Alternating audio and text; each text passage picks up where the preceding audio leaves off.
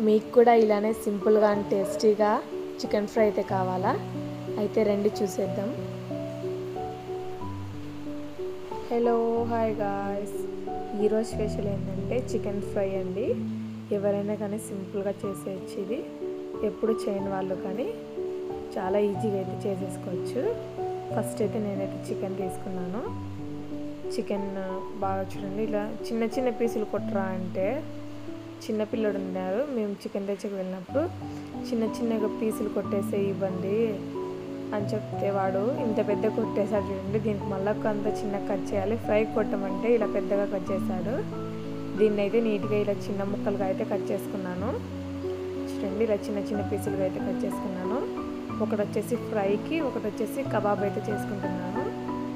చూడండి, దానిలోకి వచ్చేసి ఫ్రైకి వచ్చేసి మనకు ఫస్ట్ అయితే పచ్చిమిర్చి కట్ చేసుకుంటున్నాను. అన్నీ పొడవుగానే కట్ చేసుకోవాలి, చిన్నగా ఏది కట్ చేసుకోకూడదు.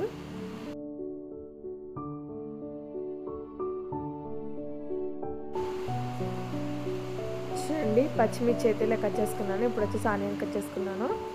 ఆనియన్ అయితే చిన్నగా అయితే కట్ చేసుకోవాలి. చూడండి, వీడియోలో చూపించిన విధంగా అయితే కట్ చేసుకోవాలి. ఆనియన్ కట్ చేసేటప్పుడు ఇదైతే కంపల్సరీగా మీరు తీసేసుకోండి. కొంతమంది అలాగే వేస్తుంటారు, అది తినకూడదండి. అదైతే చాలా డేంజరు. అది ఇప్పుడేం కాదు, కానీ ముందుకి మనకు కిడ్నీ సమస్యలు అనేవి చాలా వస్తాయన్నమాట.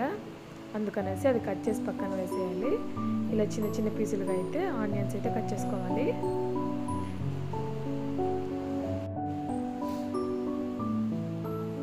చూడండి, ఇక్కడ పచ్చిమిర్చి ఆనియన్ అయితే కట్ చేసి పెట్టుకున్నాను. ఇప్పుడు వచ్చేసి ఫ్యాన్ పెట్టాను. ప్యాన్ అయితే హీట్ ఎక్కాక కొద్దిగా ఆయిల్ అయితే వేస్తున్నాను. ఆయిల్లోకి కొద్దిగా ఆవాలు అయితే వేసుకున్నాను. ఆ తర్వాత ఫస్ట్లో కట్ చేసి పెట్టుకున్నాం కదా మనము పచ్చిమిర్చి ఆనియన్, అదైతే వేసుకున్నాను. అది బాగా ఫ్రై అవ్వాలి. మరీ బ్రౌన్ కలర్ ఏమో కావాల్సిన అవసరం లేదు. కొద్దిగా నూనెలో అలా వేగితే సరిపోతుంది. చూడండి, కలిపేసుకున్న తర్వాత ఒక రెమ్మ అయితే కరివేపాకు వేసుకున్నాను. కరివేపాకు మంచిగా అలా చిటపటలాడాలి. చూడండి, ఈ మాత్రం అయితే సరిపోతుంది మనకు.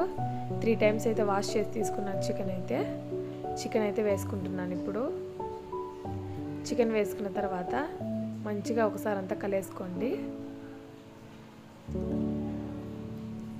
చూడండి, అంతా ఒకసారి కింద నుంచి ఆనియన్స్ అన్నీ బాగా కలిసేటట్టు కలిపేసుకోండి. కలిపేసుకున్న తర్వాత ఒక టేబుల్ స్పూన్ అయితే పసుపు వేసుకుంటున్నాను. అలాగే కొద్దిగా రాక్ సాల్ట్, ఇది రాళ్ళుప్పు వేసుకున్న తర్వాత ఒకసారి కలిపేసుకోండి. కలిపేసుకున్న తర్వాత చికెన్లో నుంచి మనకు వాటర్ వస్తాయి కాబట్టి ఎక్కువ వాటర్ ఏం కావట్లేదు ఫ్రైకి. ఒక హాఫ్ గ్లాస్ అయితే వాటర్ వేసుకున్నాను. ఆ లోపలే నేను కబాబ్కి అయితే కొద్దిగా చికెన్ తీసుకున్నాను పక్కకి, అదైతే కలుపుకుంటున్నాను. కొద్దిగా పెప్పర్ పౌడర్ వేసుకున్నాను. అందులోకి కొద్దిగా చికెన్ మసాలా,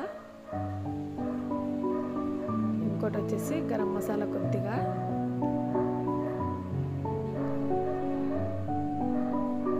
అందులోకి కొద్దిగా చిటికెడు టేస్టింగ్ సాల్ట్, అలాగే తగినంత కారం అయితే చాలా ఉందండి, మాది హోమ్ మేడ్ది, అందుకనేసి కొద్దిగా వేసుకున్నాను. మీకు కారానికి తగ్గట్టు వేసుకోండి, సరిపోతుంది.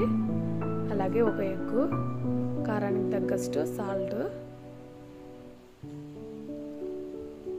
అలాగే కార్న్ఫ్లోర్ ఒక 4 టేబుల్ స్పూన్స్ వేసుకుంటే సరిపోతుంది.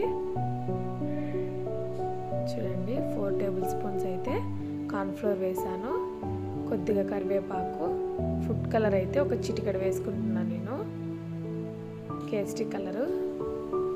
చూడండి, ఇదైతే ఇప్పుడైతే మంచిగా ఉడికిపోయింది. ఫస్ట్ అయితే కబాబ్ లెక్కనే వేసుకున్నాం కదా, అవన్నీ మంచిగా కలిపేసుకొని పెట్టుకోండి. అది ఈవినింగ్ స్నాక్స్కి అయితే నేనైతే కలిపి పెట్టుకున్నాను. ఒక 4 అవర్స్ అట్లుంది. బాగా నానితే టేస్ట్ బాగుంటుంది అనమాట మనకి, అందుకనేసి మధ్యాహ్నమే కలిపేసి పెట్టుకున్నాను. చూడండి, ఇందులోకి ధనియాల పొడి ఒక 3 టేబుల్ స్పూన్స్ వేసుకుంటున్నాను. అలాగే ఒక స్పూన్ అయితే కారం పొడి, అలాగే పెప్పర్ పౌడర్ కొద్దిగా ఒక హాఫ్ టేబుల్ స్పూన్ అయితే సరిపోతుంది మనకు. ఇందులోకి కొద్దిగా చికెన్ మసాలా, కొద్దిగా గరం మసాలా, అంతేనండి, సరిపోతుంది. మీకు తెల్లవాయి ఫ్లేవర్ ఇష్టం ఉంటే మనం ఇప్పుడు తెల్లవాయి దంచేసుకొని వేసుకోవచ్చు కచ్చపచ్చగా, ఫుల్ మెత్తగా పేస్ట్ కాకుండా. ఇదంతా బాగా ఒక 5 నిమిషాలు అయితే మగ్గనివ్వాలి మసాలాలన్నీ. చూడండి ఇలా ఇదైతే రెడీ అయిపోయింది మనకు. ఇప్పుడైతే కొత్తిమీర వేసేసుకుంటాను లాస్ట్లోను. Thanks for watching guys. ఈ వీడియో మీకు నచ్చినట్లయితే please like, comment and subscribe guys. నా తమ్ముడికి అయితే పెట్టాను, తింటున్నాడు, సూపర్ అక్క అంటున్నాడు. Thanks for watching guys.